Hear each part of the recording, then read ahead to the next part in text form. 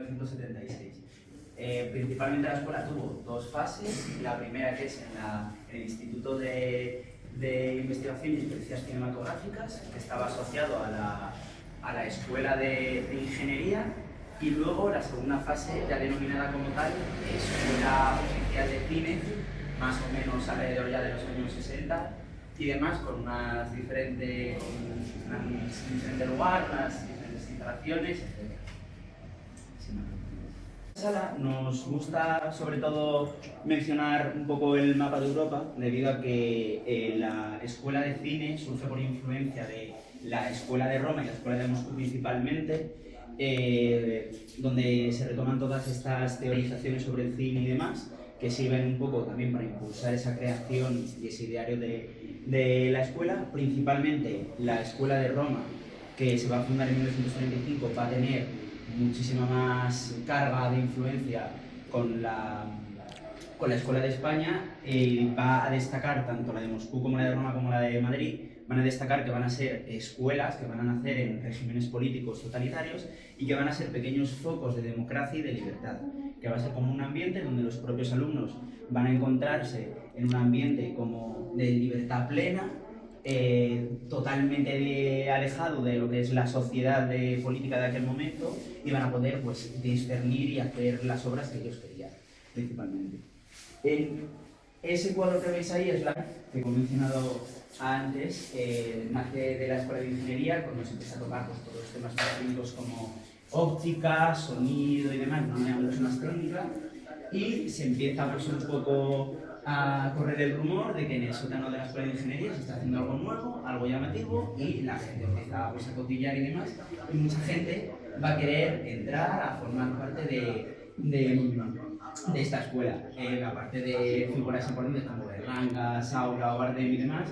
va a ser como muy importante, y va a haber mucha gente que va a querer entrar a las pruebas de acceso, como Juan Tamariz, políticos, un montón de figuras relevantes del siglo pasado, que también querían introducirse y que no pasaron los exámenes de acceso y pues se quedaron en otros ámbitos. Aún así, era muy importante y bastante relevante la escuela, aunque fuese un poco un foco alternativo y donde no se conociese exactamente lo que se estaba haciendo, todo el mundo quería entrar de alguna manera, porque era lo moderno. Es como si ahora todo el mundo quiere ser influencer o youtuber o cosas así. En esta pared que veis aquí, que es un poco una réplica de la fachada de la Escuela de Ingeniería, es una pared que dedicada un poco, que no solamente era una escuela dedicada a dirección y que había otra serie de especialidades, como guión, vestuario, interpretación, etc. También un poco para romper ese mito de que solamente había grandes directores que se habían formado en esta escuela, ya que ha habido un montón de actores y actrices que también se han formado. Y se menciona que los exámenes de acceso a dirección eran muy complicados y que mucha gente quería entrar y que no lo consiguió, y aún así se metían en otras especialidades como guión, interpretación, decoración, lo que fuese, simplemente para estar dentro de la escuela y ya poder desarrollar su vida artística con muchísima mayor libertad. Querían todo el mundo entrar, precisamente. En esta pared nos gusta destacar un poco la figura de las actrices, ya que durante el primer año de la escuela las mujeres solamente podían optar a la función de interpretación y de maquillaje, y luego en el segundo año esta regla se va a cambiar y ya van a poder entrar en todas las especialidades. Aún así, no van a tener la misma capacidad que sus compañeros hombres, ya que de las 4.500 personas que pasaron por la escuela, solamente 180 que se graduaron eran mujeres, y de esas 180, 40 pudieron graduarse plenamente de todos sus estudios, y de esas 40 solamente 2 se graduaron del ciclo de dirección. O sea, aún así, para estar en la escuela y ser un ámbito bastante liberal, aún así había ciertas limitaciones en ser mujeres. Nos gusta destacar la figura de Julia Peña, que suele interpretar un papel totalmente contrario al que quería hacer el régimen, ya que hacía la interpretación de una mujer fuerte, liberal, que ella buscaba sus cosas, etcétera, y demás. Aquí en este póster tenéis un póster de Balarrasa original de Fernando Fernán Gómez, donde vemos a María Rosa Salgado, que también es una de las primeras mujeres que entran principalmente en interpretación y demás, y que, igual que Julia Peña, hacen esta misma figura y suelen interpretar a un único personaje en todas sus películas, debido a que, un poco por el contexto general de la España de aquel momento, para que fuese identificada, solían interpretar el mismo papel para que fuesen conocidas y tuviesen un poco más de relevancia en sus prácticas. Interpretaciones o teorías sobre su concepción del cine, y un poco replicando ese mismo modelo, surge Film Ideal, donde muchos alumnos pues, van a tener sus propios artículos y van a poder desarrollar teóricamente sus teorías sobre el cine y cómo en esta teoría, y uno de los temas que al principio se tratan es sonido, y en este estudio de sonido sobre todo se hablaba mucho, es como un poco los estudios que se hacen ahora para un concierto de cualquier estadio, un poco al aire libre, de calidad de sonido respecto a un anfiteatro para 5.000 espectadores, cómo se llevaba el sonido, la calidad del mismo, etc. También destacamos la figura de este estudio a José Valdelamar, que fue un poco el surgidor de esta idea de creación de la escuela, donde aparte de ser un ingeniero que hizo bastantes estudios de sonido, empezaba a fabricar un poco sus cosas y empezaba a desarrollar pues, pequeños micrófonos, etcétera, para poder un poco aportar ese material que la España de aquel momento no tenía y poder empezar a teorizar y ir desarrollando una industria, por así decirlo, tanto cinematográfica, no solamente a nivel de la aportación de personas como directores, actores,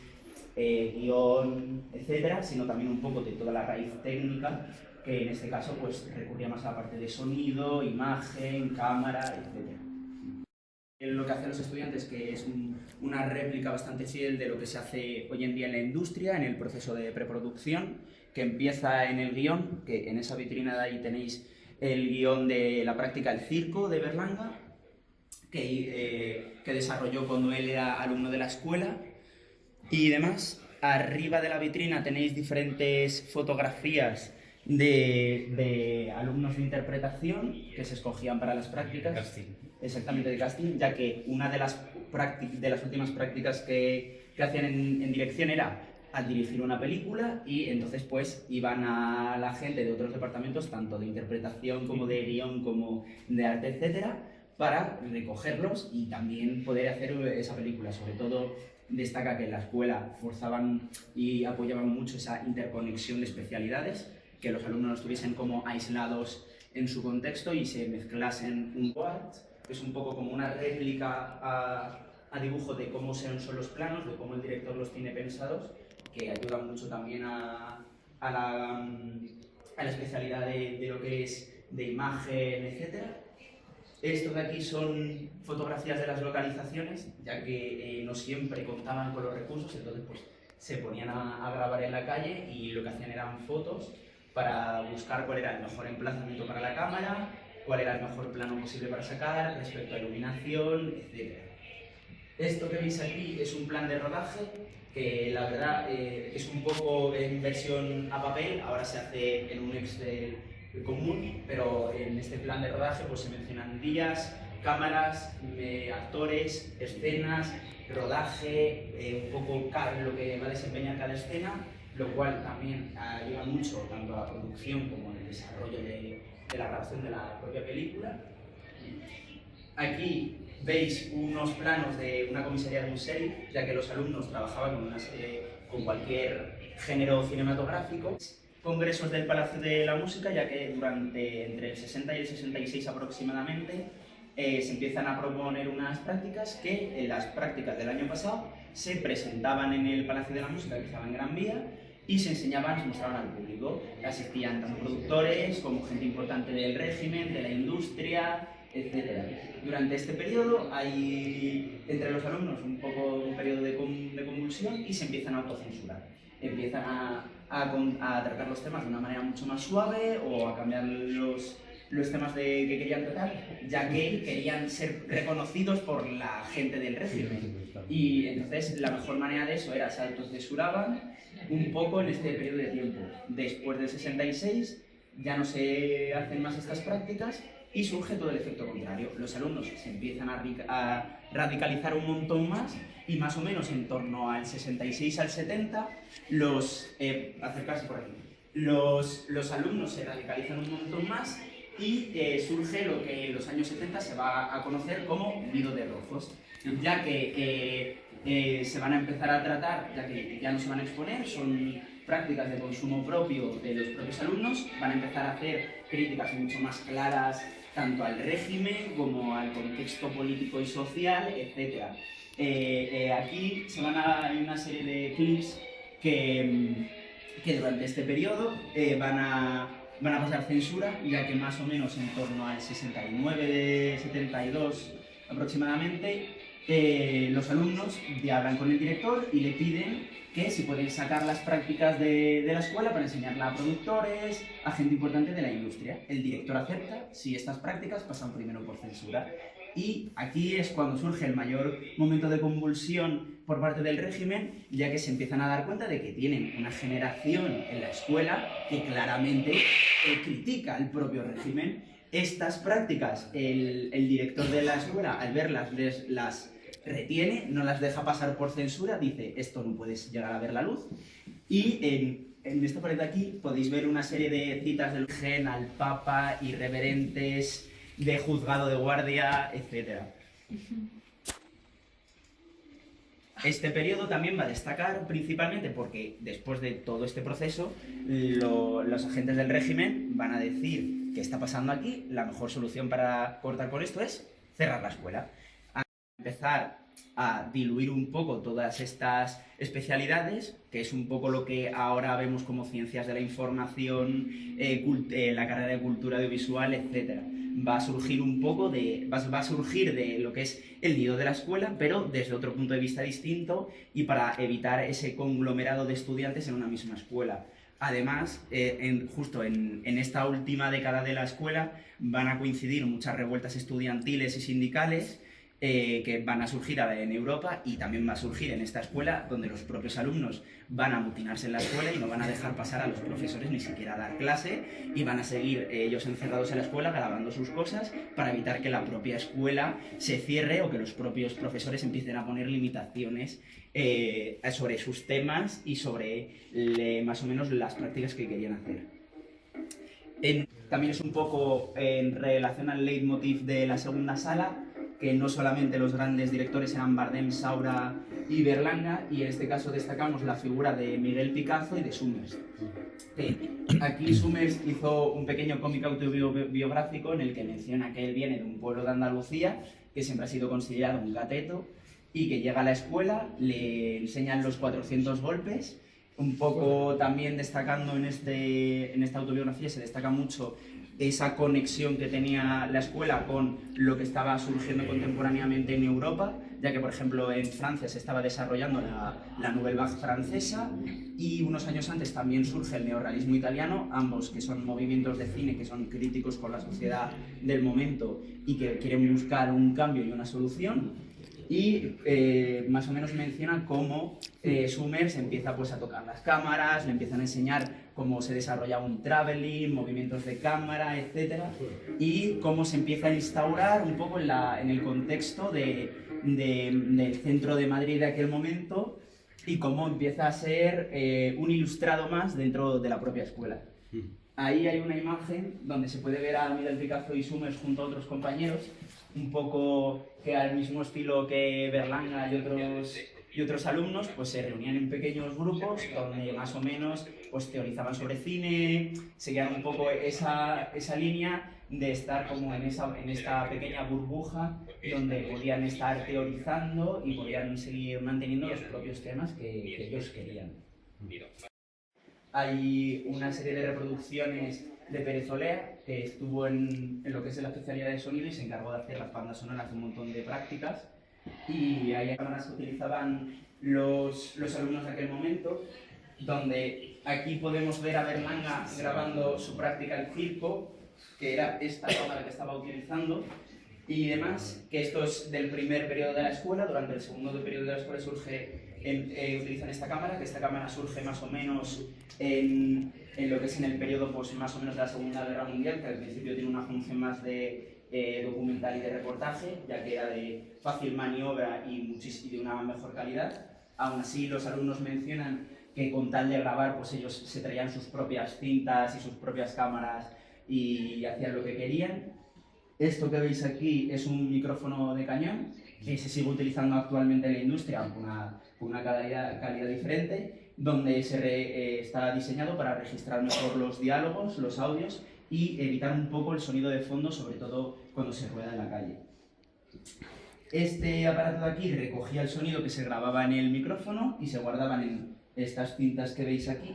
las cuales luego en montaje se pegaban a la cinta, ya que la imagen popular que tenemos es la cinta, que los bordes tienen unos traquelados. Esos traquelados son el sonido, son las pistas de sonido que se pegan a la cinta y que luego al pasar por proyección y la propia máquina se va a desplegar en una rama de luz donde se va a proyectar la imagen y otra donde se va a registrar el audio. En la exposición hay 33 prácticas que se han recuperado de estos alumnos, que el tema principal es correr, un poco haciendo referencia a 100 metros libres, con un poco también referencia a la disciplina atlética de atletismo,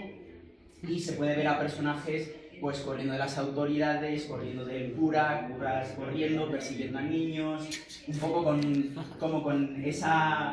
ese mensaje de libertad, etc. También un poco haciendo referencia a una película del neorrealismo donde se ve a un niño que sale corriendo y huye de un orfanato y empieza a correr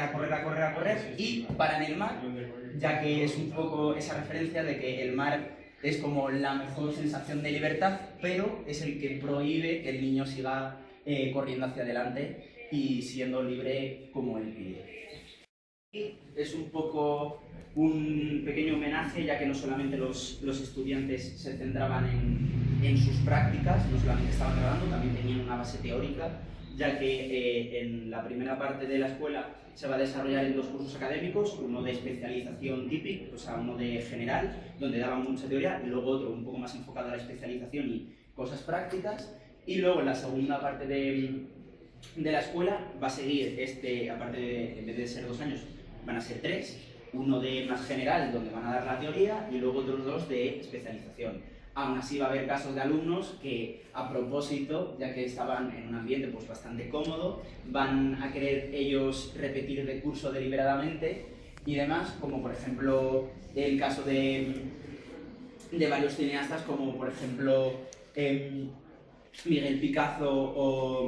o Cecilia Bartolomé, que Cecilia Bartolomé estuvo 8 años en la escuela, tuvo un hijo antes de graduarse, por ejemplo,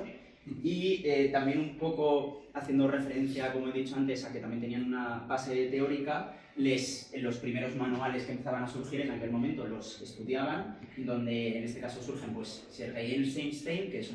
una de las grandes figuras del constructivismo ruso, o Kuleshov, entre, por ejemplo, yo que sé, también un poco Chekhov, que Chekhov, aparte de estar centrado en novela, también lo utilizaban para guión y empezar a experimentar un poco como las diferentes teorías literarias que se mencionaban. Y como mencionaba anteriormente, también eran muy conscientes de lo que surgía en el contexto de aquel momento, y aquí podemos ver de un cuadro, una imagen que está estática y cómo la desarrollan en una secuencia, donde por ejemplo aquí Francisco Prosper se centra más en planos mucho más descriptivos, más generales, más amplios. A Carlos Serrano de Osma, que es un profesor que en consenso con todos los alumnos era muy querido en la escuela, ya que dio clase a 18 generaciones, y como más o menos esta sala llevo explicando, sobre todo destaca porque enseñó a sus alumnos un poco que no tenían ese bagaje, como por ejemplo actualmente todos tenemos un ligero bagaje cinematográfico, aunque no sepamos como tal de cine. Le explicaba muy bien cuestiones básicas como disposición de la cámara, eje, fotografía, sonido, etc. Un poco lo que enseñaban todos los profesores, y en este caso Serrano de Osma destaca por de enseñarles de una manera práctica o teórica más bien todas estas cuestiones. Además, también era querido porque en sus proyectos personales llamaba a algunos alumnos y les hacía trabajar con ellos. Es el caso de estos pequeños dibujos que veis aquí, que llamó a Berlanga y a Bardem para que hiciesen un proyecto que a través de objetos, o sea, que relacionasen objetos con partes del cuerpo humano. Esta práctica llevada a grabación, donde este vídeo, que es relativamente extenso, Uno de los ejemplos más llamativos o menos subtextuales, por así decirlo, es que hay dos campanas de cencerro colgadas de una pared simulando dos pechos de una mujer. Estas dos imágenes que veis aquí, esta es del grupo Donostiarra y esta es del grupo de Argüelles. El grupo Donostiarra, que se era denominado así porque algunos integrantes de este grupo venían de Donosti, como Víctor Erice, aunque era un grupo bastante en general, ya que estaba, por ejemplo, pues estaba por aquí Carlos Saura, también había, no solamente era un grupo, o sea, no estaban cerrados en su propio ámbito, también tenían correlación con otros artistas de otras artes, como puede ser aquí Ramón Massats, famoso fotógrafo, y demás. Donde aquí en esta foto se le ve que estaban jugando al fútbol, hicieron esa foto y demás. Un poco lo que llevó al consenso entre todos los alumnos que pasaron por la escuela, que esta película condensa muy bien un poco el propio espíritu o idealización que tenía la escuela, que sintetiza muy bien esa idea por la que nació la escuela, y que esta película lo que hace es reflejar muy bien las preocupaciones, las ansiedades y todos los mensajes que querían transmitir esos alumnos a lo largo de todo el periodo de la escuela. Pues Víctor Erice en su película lo condensa muy bien.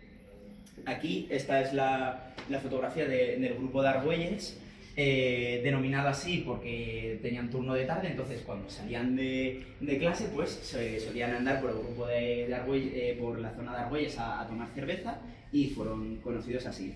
En esta foto vemos la grabación de esta película, de 1, 2, 3 al escondite inglés, donde podemos ver a Iván Zulueta, a Chávarri, entre otra serie de compañeros pues de sonido, de interpretación, iluminación, etc.,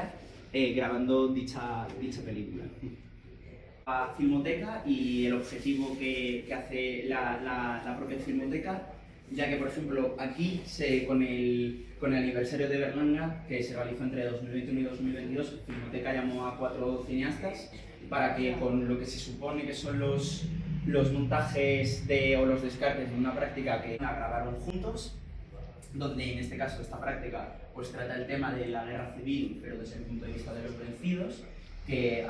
luego con el tiempo se podrá ver cómo muestran un poco la ciudad universitaria en ruinas, donde solamente quedan pues los esqueletos de hormigón armado de los edificios y demás, haciendo un poco una referencia de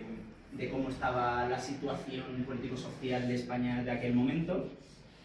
y demás. Y el personaje que veis aquí, en este caso, que podría pasar como un lisiado de guerra, ya que, pero no lo es, era un amigo de Bardem, que era jugador de rugby y tuvo una lesión en la pierna y se lo tuvieron que amputar. Y demás, sobre todo lo que es la parte de la Escuela Oficial de Cine, más o menos alrededor de los años 60 y demás, el año que viene se va a proclamar como bien de interés cultural, que va a estar, que básicamente que dichas colecciones van a tener la misma importancia que, por ejemplo, el Guernica de Picasso o cualquier obra importante o relevante que se pueda ver. Por ejemplo, el cartel de Suez de Callao es un bien de interés cultural, que significa que el Estado está obligado por ley a invertir y, sobre todo, cerciorarse de que se están haciendo buenos ejercicios de conservación y de restauración de las obras, para que puedan sobrevivir más en el tiempo. También cabe destacar que la Filmoteca tiene 3 edificios, este que es en el que estamos nosotros, en calle Madalena 10, el Cine Doré, donde se hacen diversos ciclos de cine y demás, además de que también en el Cine Doré esta exposición continúa en el Cine Doré con lo que es la especialidad de vestuario, que os invito a que cuando queráis vayáis al Doré a echarle un ojo, y el centro de conservación, que se fundó recientemente, no hace mucho, y que sobre todo todos los elementos de archivo se llevaron ahí y demás, y donde se trabaja, se cuida y se edita y demás, y se digitaliza todo el patrimonio que conserva Filmoteca, donde aquí podemos ver una visionadora, que es lo que utilizan el equipo de conservación, donde la tira pasa antes se utilizaba esta mesa para editar, ahora no, ahora lo que se hace es el visionado para ver la calidad de la cinta, se digitaliza y todas las modificaciones se hacen de manera digital, como podemos ver en estas dos fotografías de aquí. Y en este caso, en estas dos fotografías de aquí, vemos pues, un poco los almacenes con las películas bañadas en nitrato, y para evitar cualquier problema, y si en caso de incendio, debido a que tanto la película como los elementos de conservación son bastante inflamables, en vez de utilizar un sistema de agua, utilizan un sistema de tierra para ahogar el fuego, para evitar que propagara el incendio, porque echar agua sería como echar agua a una olla con aceite caliente, salpicaría todo y se propagaría más el fuego. Lo cual esto es unas medidas bastante modernas y actuales para evitar cualquier daño y ayudar un poco a la longevidad de la conservación. También estas salas están especializadas con desagües especiales por si hay alguna inundación o hay una ruptura de alguna cañería, etcétera, que no se mojen y se empiecen a deteriorar no solamente las películas, también se conservan guiones, que en este edificio también se conservan guiones que hay a disposición pública, simplemente hay que pedir cita y se pueden pedir películas o revisionar tanto revistas como guiones, como cualquier fuente de información que exista. Y es un poco el trabajo que hace la Filmoteca de conservación del patrimonio fílmico español, que es bastante extenso, aunque no lo parezca, y que tiene bastantes formas y fuentes de información, y se hace un trabajo bastante delicado y de especialización respecto a las obras. En el mostrador hay una encuesta que la rellenéis, que son 10 preguntas, que tardéis menos de un minuto, que nos ayuda mucho a valorar y saber un poco el trabajo de esta exposición. Muchas gracias. Es que estamos con información bastante rápida y demás. Muy interesante la producción. Lo que pasa es que luego queda de quedarte y ver ya. Sí, encima me quedan los fotos que solemos ser y demás, y he llegado hasta mejor. A lo mejor mañana que no las viernes de la semana. A ver si se